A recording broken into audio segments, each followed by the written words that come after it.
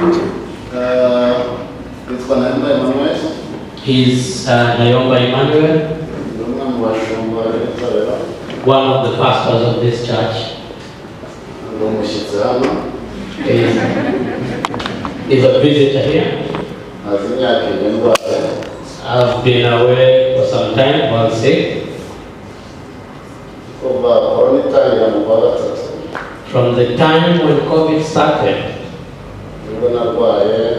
that is when I fallen sick. So I'm like a visitor tonight. And sometimes I do forget the wireless microphone and look for the There are even new people, the new members I don't know, you bear with me. There are those that got married and gave birth, so I could not recognize you very well.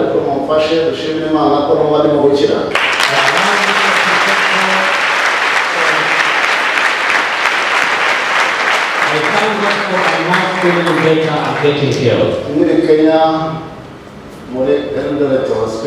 When I was still in Kenya, in the Eldoret Hospital,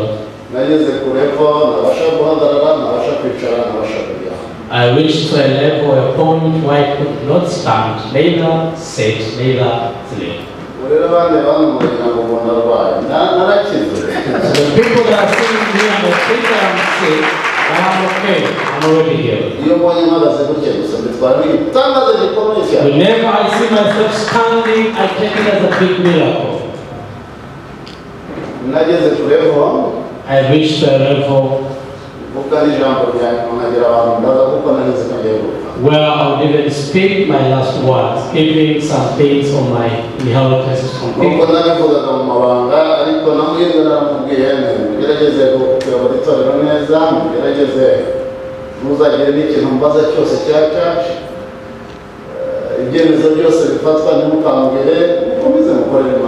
I reached to a point secretly where I told the Reverend Muhidwa that please from now going forward, take all the decisions, never consult me for anything, do everything that is in the line of the church. So I did so.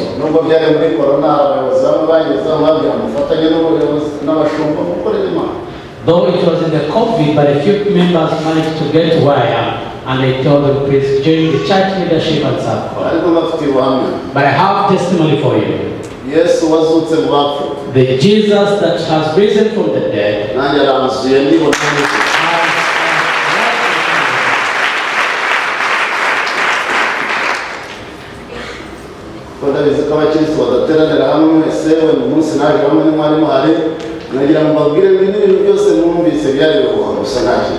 I know a few members of the church members normally go to fellowship to other places, so you miss the testimony I shared. But I want to let you know that everything you had was just apart from us.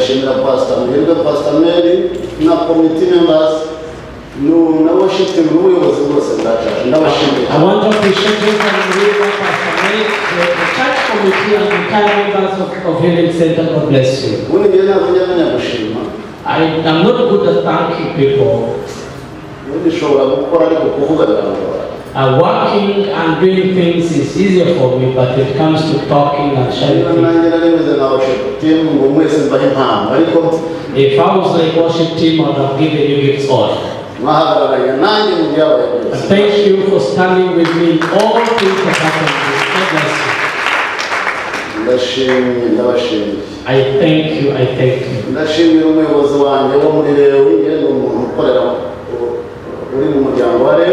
I thank my ladies leader because I am from the Ladies family.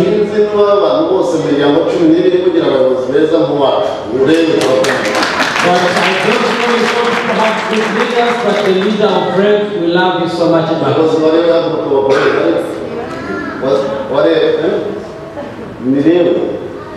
That is Mr. Okotana John. He's the leader of Rev.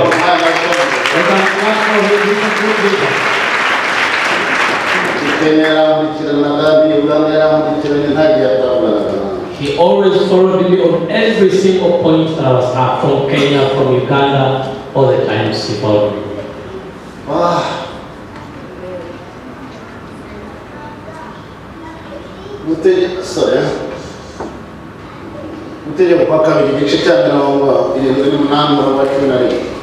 The book of Deuteronomy. Zaburi sorry. Zaburi abantu barwaye cyane umuntu agera ku cyane.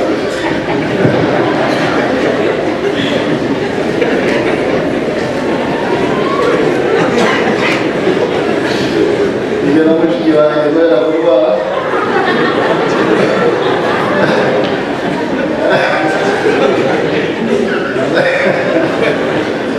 Zaburi ya 78 The book of Psalms chapter 78 sometimes you remember the scriptures but they somehow go confused. You confuse them. Zaburi ya 78:11 bibagiwe ibyo yakoze n'imirimo yayo itangaza yaberetse. Father, I request you that the word I'm going to share may it help whoever that is here, including myself and even my family. And we wind up the glory and honor of God. It is in the name of Jesus. Amen. Bibagiwe ibyo yakoze. They forgot the miracles that Jesus performed. And even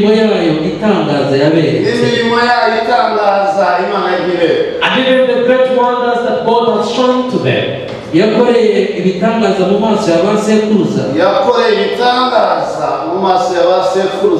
didn't perform miracles in the sight of the ancestors. And he did so in the land of Egypt. In the region of Zoar.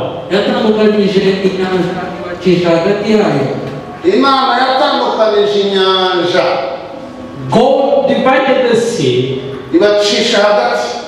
and he led them through it.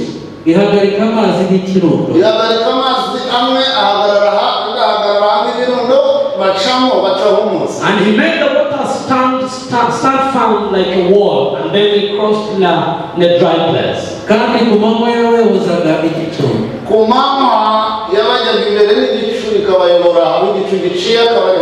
And he guided them with a cloud by the day,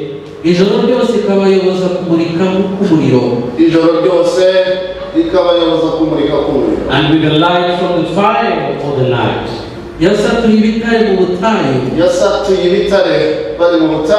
spread the loaves while in the wilderness.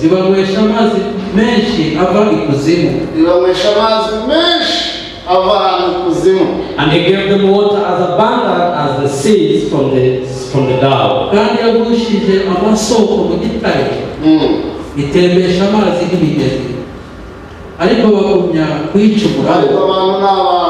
But people are people. They will sin against once more. People are people. Yes. I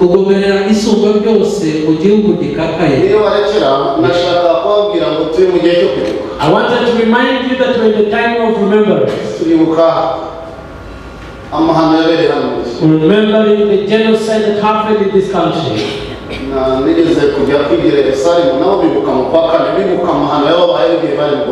once traveled to Israel. They also remember the genocide and it happens in the month of April. They also remember or commemorate the month of April. And even Jesus himself, his death, his crucifixion, his dying, his being buried, and the resurrection, remember them today. It didn't happen today. No way. We are just remembering. For the nature of human being, it is forgetting. One author wrote and said, if there was no forgetting, all children in the class would be the number one. But most of them were present, but they come to forget what they started. Christians of Healing Center, even the visitors were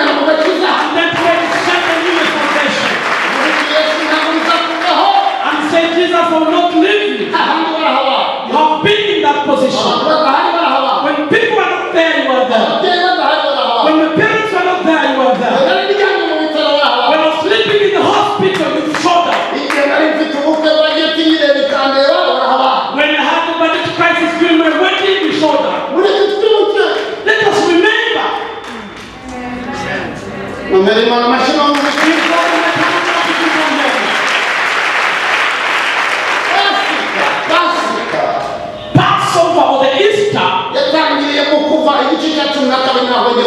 it started in the book of Exodus chapter 12 from there. When the angel of God, when God spoke to the Israelites, when he was going to kill and destroy all the firstborns of the Egyptians, and then the Israelites were told that you go and slaughter the lamb, and then on every gate of the house they eat that whole lamb. After eating him all, then they're going to get the blood and put it at the entrance, at entry gates of the houses. And whoever that will do that, when the destroying angel comes, will not dare to destroy people that have the sign of blood. But whoever will do a mistake and becomes not to do it, and fails to put on the blood of the lamb, his firstborn is going to die like he's going to happen to the Egyptians. And the Jewish people obeyed and did so. And then they put the blood at the wall. And when the destroying angel came, and whenever you see the blood at the wall, whenever you see the blood, it passes. And whenever he doesn't see the blood, he kills the firstborn. And it became a custom or a culture of the Jews to celebrate it every year. Until now, they are still celebrating it. For that time, there was a Passover.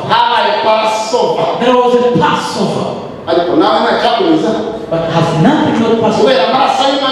Because of the blood of the Lamb, nothing happened. We were passed over. There are things that cannot see us when we are there. Because of the blood of the Lamb.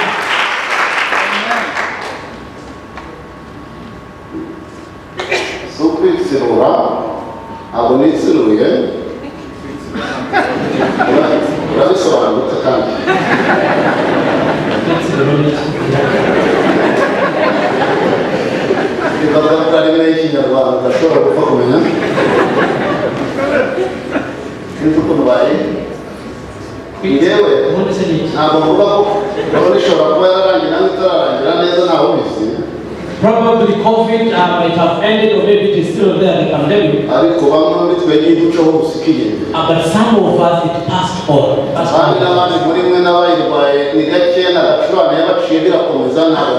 And even some of you, it passed over. It was but if it would have come with the other intensity it had, some of you would have gone.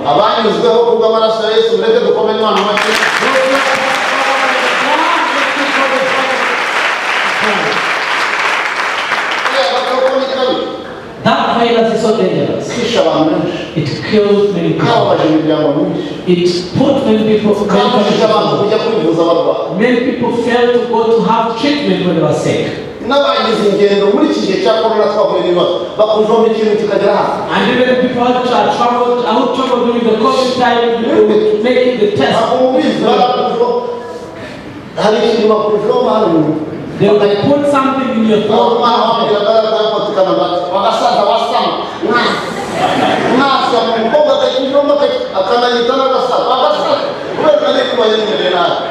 Because of us very ill, even some young ladies will tell you, just open your mouth so that you can just.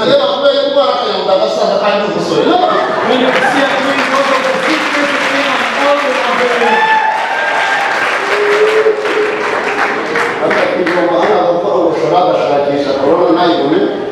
He would look for the COVID with the testing, but would not find it, then I would continue.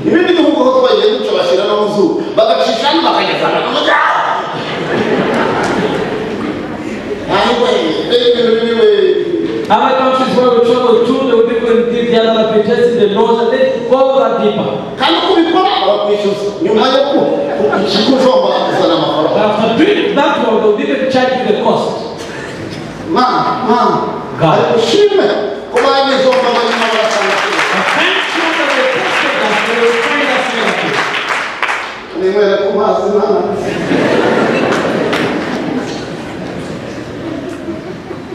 Ubu rero Imana nimara gutanga ihumure. So if God gives you comfort now, tuzabyibagirwa. then you will forget it. Ariko uko twibagirwa. What to forget? Twibagirwa n'ibyabereye ku musaraba. We can forget what happened. Twibagirwa n'igihe cyashize umuntu adashobora kugera mu rusengero. Tuzabyibagirwa. We can forget the times when people do not even access the churches.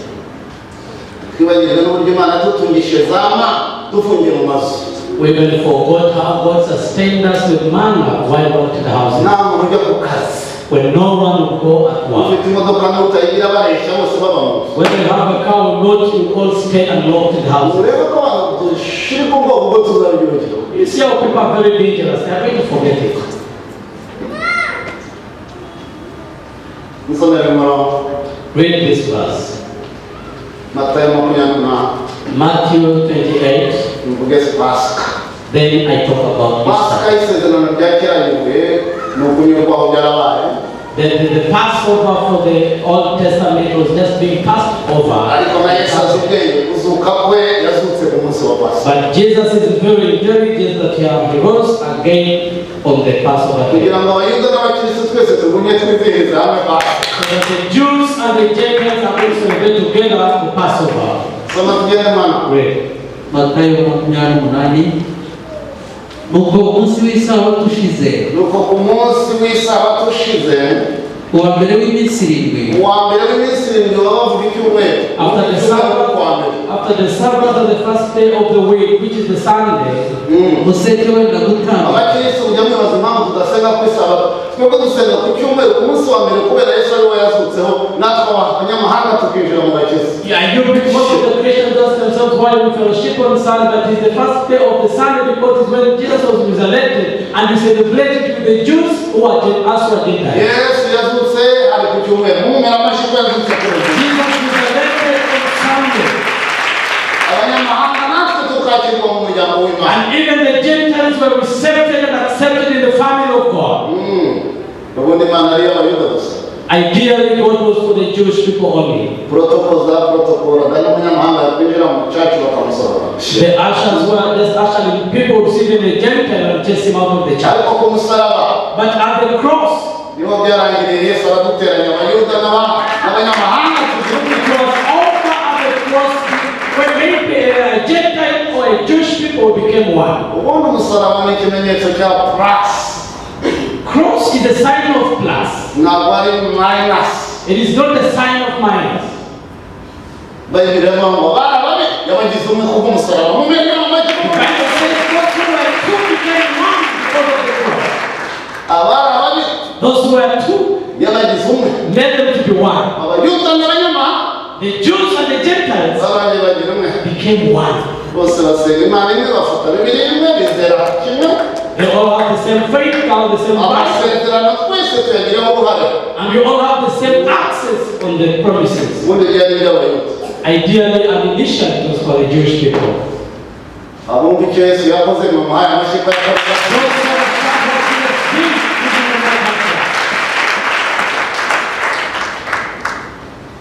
Umusaraba wawe mwiza. Umufashe tuyiririmbe. Umuntu akagenda pato ndareba neza ukayoboka.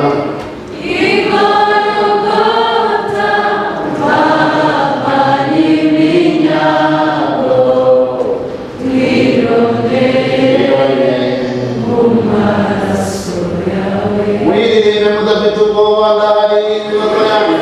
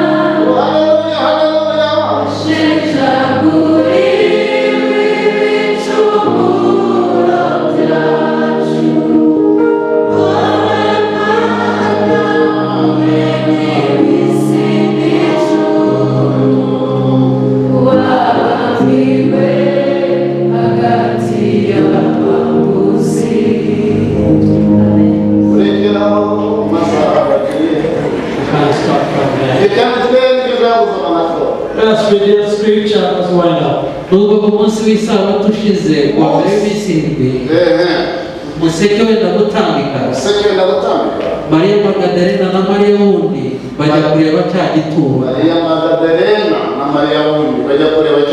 The Mary Magdalena and the other Mary went to look at the tomb. Abaho igishyitsi cyinshi kuko marayika w'umwami Imana yari amanutse avuye mu ijuru abihindura igitare akicaraho. Ishusho ye yasaga n'umurabyo n'imyenda ye yeraga nk'urubura. Babarinzi bamubonye bagira ubwoba bahinda imishyitsi basa n'abapfuye. The people were feared and looked like dead. Ariko marayika abwira abagore ati mwebweho mwitinya kuko nzi yuko mushaka Yesu wabambwe ntari hano kuko yarazutse. He is not here. It was today. It was such a day on Sunday, like today. They went to look for him in the tomb. And they found the words written on it, said by the angel. Repeat from 6. Ntari hano He is not here. kuko yarazutse. Oh, saying that? He is not here. The reason being, he has risen the Son of Mary. That reason. Nimuze murebe aho umwami yarajyana. For you to accept, I know you ladies loved him so much. Come and see where he was buried. Nimugende vuba mubwire abigishwa be yuko yazutse. Kandi azababanziriza kujya i Galilaya. And he's going to go ahead of you to Galilee. Iyo niho muzamubonera. Dore ndabibabwiye.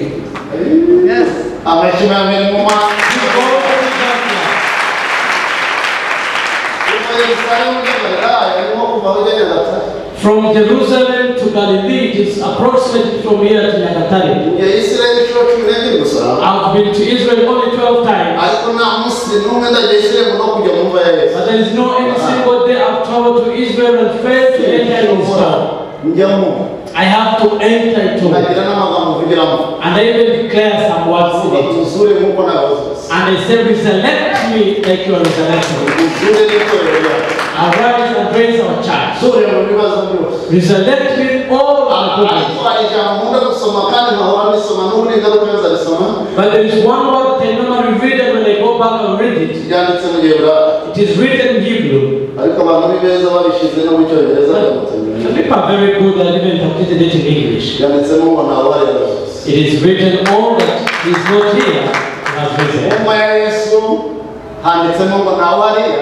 In the tomb of Jesus Christ, it is written all that is not here, he has risen.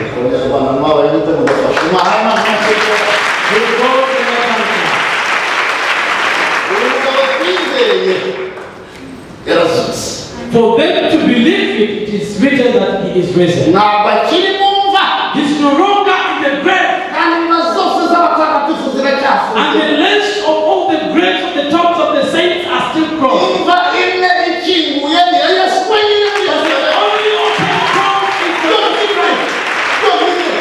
Only the one for Jesus.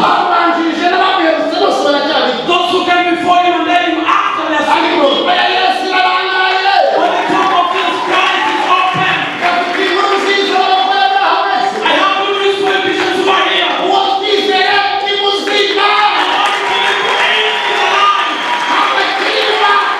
He's no longer among the dead. The Revelation chapter 1 verse 6, the Bible says, they can wake up from there. Ibyahishwe rimwe gatandatu Verse 16. mu kuboko kwe kw'iburyo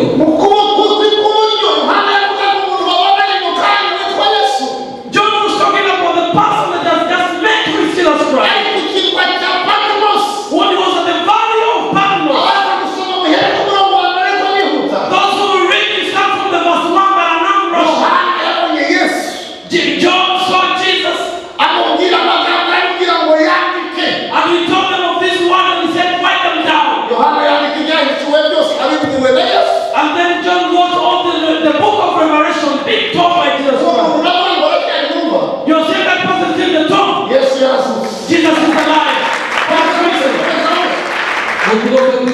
yarafashe inyenyeri ndwi. Yarafashe inyenyeri ndwi. Wari Yesu. That is Jesus who held 7 stars. Mu kanwa ke havamo inkota ityaye. Mu kanwa ke havamo inkota ityaye. And out of his mouth was a sharp double-edged sword. Ifite ubugi impande zombi. Iyo nkota ifite ubugi impande zombi. It was a double-edged sword. I saw the same way that it is written in the Bible. He never told me anything, but he brought his spirit. I saw him as well. When I saw him, I felt his feet as dead. He placed me his right hand on me. He didn't touch on me, but he prayed to me and said to me, do not be afraid. Do not be afraid.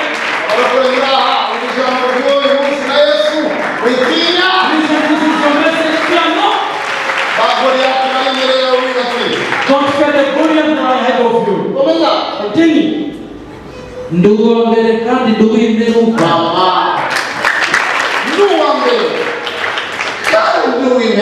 I am the first and I am the last.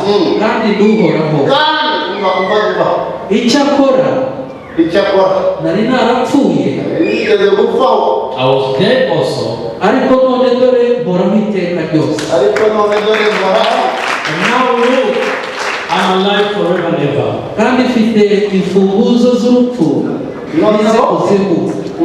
Now I hold the keys of death and hate. Wandike ibyo ubonye n'ibiri bukurikireho hanyuma. Start from there. What did John say? Did you say that he can reveal himself to you as well? Has he never failed to reveal to us even in actions? At times he reveals himself to you even in actions. He says that God has shown himself to us. Has not Jesus did something? And he's about to do other things. And he's even seen in action. The point that I want to end with. The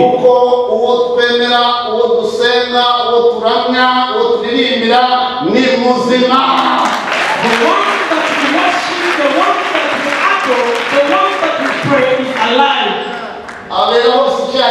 He is omnipresent. He knows you and he knows you by name. He knows even your problems. He knows the sickness that you have. He knows the death that you have. He knows your joblessness. He knows that you even have a wedding but you have no support. And it is more than knowing that he's trying to support you. He is alive. He's alive. His tongue is open up to now. Muhammad has not yet resurrected. That's why the people that believe in him always binding their heads down. And they even have some signs at their forehead. And even whenever they are praying, they pray to him as well. Christians, he is alive. He's no longer in the grave. He is alive. He's in the right hand of his Father. And he's able to come and be with us here. Pastor Hugo, come in the service.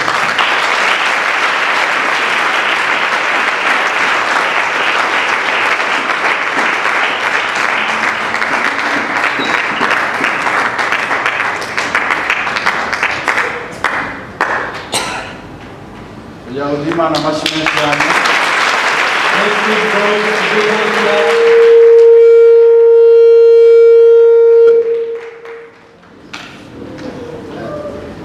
Reka dushimire umushumba n'amashimwe cyane kujyamo.